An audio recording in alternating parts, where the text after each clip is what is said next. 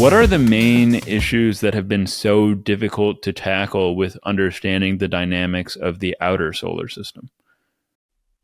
Well, the outer solar system, right? And now we're talking about things really beyond the orbit of Neptune, things with orbital periods well beyond hundreds of years. It's only really been unveiled in the last couple of decades, right? We're still learning about it from first principles point of view.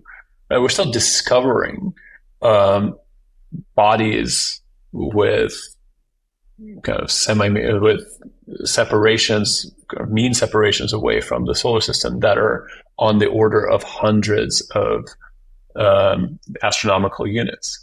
The data set remains sparse there. So the first challenge is that we don't know everything, right? It's not like the asteroid belt where we can kind of go and have a very detailed understanding of its dynamical structure.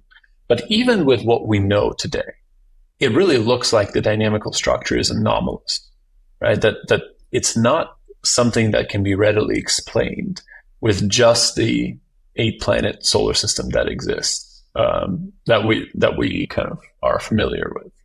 And perhaps the easiest thing to point to, although it's not the only one, is that if you go and look at the outer solar system, a substantial fraction of the orbits all point into the same direction, roughly. Now, this clustering is both dependent on the stability of the orbits. Only stable orbits do this. And it's not like they're all lined up like a police lineup, right? There's some spreads to them, but on average, right, there's more orbits pointing into one direction than the other. And, you can just inquire, why is that? Like, why should that be? Why should there be a preferential direction, and why should it depend on the orbital stability, right? Makes no sense if it's just the 8-planet solar system.